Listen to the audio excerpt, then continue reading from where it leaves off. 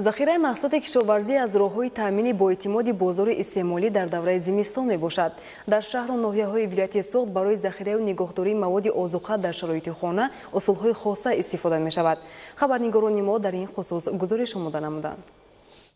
خوجگی دهقانی مدینه طول 10 سال است که در ناحیه مسجد عمل میکند و به پرورش سبزیجات بروقتی پمیدور و بودرینگ مشغول است. رهبریت خوجگی در مساحت 1 هکتار زمین گرمخانه تشکیل نمودند که در آن بهترین نوع‌های پمیدور پرورش کرده می شود. تا امروز سهامداران خوجگی با گرفتن حاصل بلند بازارهای حدود ناحیه و ولایت را با محصولات تر و تازه تامین می نمایند. اطلاع داده شد که در هر یک گرمخانه 2200 بیخ کوچت پمیدور و در مجموع 22000 بیخ کوچت موجود است که از این تا 60-80 تن حاصل پمیدور گرفته می شود. در مجموع 40 نفر ساکنان محلی با جای کاری دائمی تامین کرده شدند. هدف از تشکیل کردن گرمخانه تامین نمودن پوره طلبات بازار داخلی با سبزیجات بروقتی در فصل زمستان اول بهار، اینچنین براه ماندن صادرات سبزیجات به خارج مملکت خواهد بود. همچنین جهت اجرای دستور و سفارش‌های حکومت جمهوری تاجیکستان وابسته به تشکیل و نظارت یخابمانی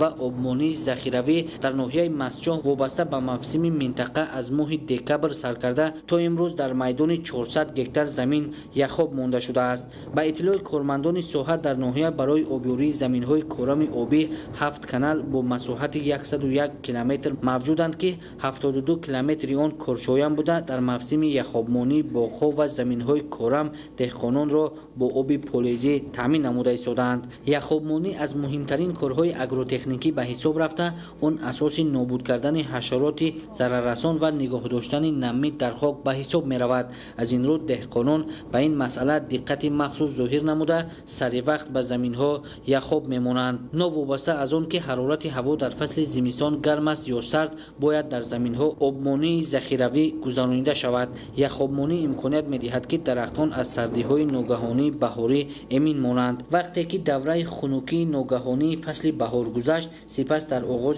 گلکنی می توان حاصل خوب و با صفت به دست آورد.